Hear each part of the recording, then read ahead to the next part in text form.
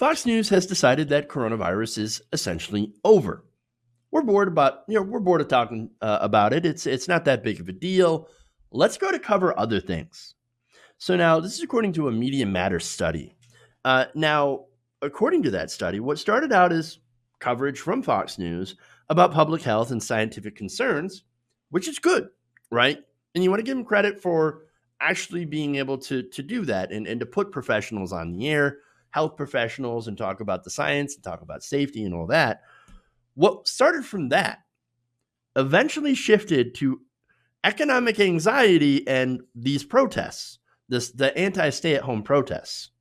And they also cut the amount of time they spent covering the pandemic at all, as, of course, the pandemic has killed over 93,000 Americans and infected 1.5 million Americans.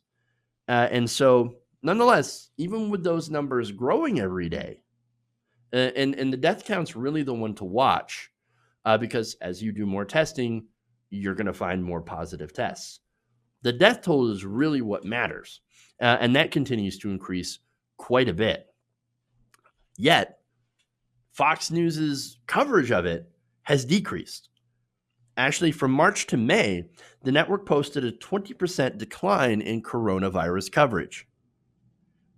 Between March 12th and April 10th, Fox News dedicated 95% of its weekday segments to the pandemic. But over the following month, specifically between April 13th and May 11th, that number dropped to 74%. So, look, what did they talk about? And I understand that there are other things that talk about. There's other important things going on in this country. And I get that, and there should be room for that, right? So I'm not like going after Fox News for that. Like, no, you must cover coronavirus 100% of the time. No. You should cover it, and then you should also cover important news segments as well. So that makes sense. But what about the quality of that coronavirus coverage? That's really at issue, as well as the quality of other coverage. And when it comes to quality coverage, well, you can't really put Fox News and that in the same sentence, at least not unironically. So now, they covered William Barr's move to drop the case against retired Lieutenant General Michael Flynn. Okay, I get that. That is big news, right? And they also talked about the Russia investigation and this Obamagate thing. Obamagate. Again, I get Michael Flynn. That was important, the DOJ stuff. But why are you talking about the Russia investigation when it's basically over? Well, it's to go after the people who did the Russia investigation and all that. So now Fox's coverage again of the pandemic, like I said, went from health and science experts to basically sidelining those experts and talking about the economic issues and the anti-lockdown protests. The network dedicated nearly 3 hours of airtime over 3.5 days to Dallas salon owner Shelley Luther. Now, she chose jail time over compliance with the stay-at-home guidelines, which doesn't make any sense, but I guess, makes her a martyr among the right wing. And so now she gets accolades. Now she's probably going to get a ton of business since Texas is opening up. And that's good for her and her bottom line. So there's something conservatives like more than a martyr. So now Fox News also focused heavily on anti-lockdown protests, giving the movement 6 hours of airtime in an 8-day period. At one point, all of the network's primetime personalities had praised the protesters for their, quote, patriotism on the same day. So that's what you get. It's not like you get dissenting opinions. Well, I think this might not be a good thing. Maybe we should wait, or they're putting themselves, or people in danger, but I appreciate that they're standing up for freedom. No, it's all like, what heroes, what patriots, what wonderful Americans out there with their AR-15s threatening Gretchen Whitmer in Michigan, or, all the stuff that's happening. By the way, a lot of these protests are only happening in blue states. In red states, they're not necessarily happening. At least not as much, and they're not getting as much attention. So, of course, this is political. Now, while doing that, as well as Ironically and hypocritically, working from home while calling for people to go back to work, Fox News also dramatically cut airtime for medical experts on the White House coronavirus task force, falling from its late March high of up to 14 appearances a week to just one appearance a week over the last 2 weeks. Fox primetime hosts have at the same time dedicated entire segments to going after the administration's career medical officials, going after Dr. Bright, going after Dr. Fauci, not only questioning their experience, their expertise, but also spreading dangerous conspiracy theories about them. Not only that, but the network has also stopped its own medical contributors from coming on. So no more, medical B team or A team. Now, at one point, those people appeared on air about 30 to 40 times a week. In May, they have been featured about 15 times a week or fewer. So this is a problem for several reasons, right?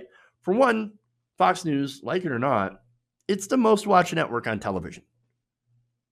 Now, of course, television skews mainly people that are older, and that explains why people generally watch Fox News, because it's pretty much everywhere. But unfortunately, it reaches and influences millions of people with misinformation and often flat out lies. If Fox News says it's safe to go without masks, people are going to think that it's safe to go without masks. I think that's a terrible idea to go out in the middle of a pandemic, because what you're doing is you're going to spread the virus around. So, in fact, people who watch Hannity are more likely to get coronavirus and die than the average person. So this has huge implications. Watching Fox News is literally bad for your health and can kill you. And I'm not kidding. The other terrible thing is it's the president's preferred network. Trump loves Fox News. He makes decisions on what he sees on Fox News based on it, and he talks on the phone with Fox hosts. They advise him on policy positions. That is disastrous. Again, especially now, since Fox News has decided coronavirus is over. Like, we're done with it. We're bored. No more, right? And now, as a result, Donald Trump basically has said, yeah, it's basically over. Like, I really don't care about that anymore. Let's reopen the country. Obamagate.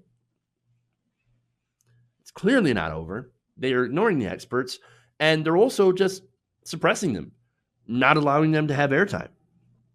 And that's what this is. I mean, look, this is dangerous. This is stupid. What we need is leadership, and we need responsible media. And we do have it in independent media, but we don't reach millions of people, not like what Fox News does. So that's the unfortunate state of our country, man. And we have a president that doesn't listen, doesn't care about facts, doesn't read intelligence briefings, parrots Fox News, and we're going to have a lot of people that are going to end up dying because of it. And my God, if Biden loses to him and we have another 4 years of Trump, disaster. Absolute disaster. Hey guys, hopefully you enjoyed that free video. Now I'm going to have to ask you a favor. Between the demonetization and the YouTube algorithm messing around with view counts, etc., we're having a hard time adjusting to the new YouTube reality, which is where you guys come in. See, we have a Patreon, patreon.com/TYTNation, set up to help us rely on you guys, the viewers, instead of big corporate ads. Look, you know the show. You know I'm not in favor of big corporations anyway. So help us transition away from relying on the ad model to pay the bills and sign up to be a patron, patreon.com/TYTNation. That goes a long way to help us keep the lights on. And you guys will know that you're supporting independent, progressive media.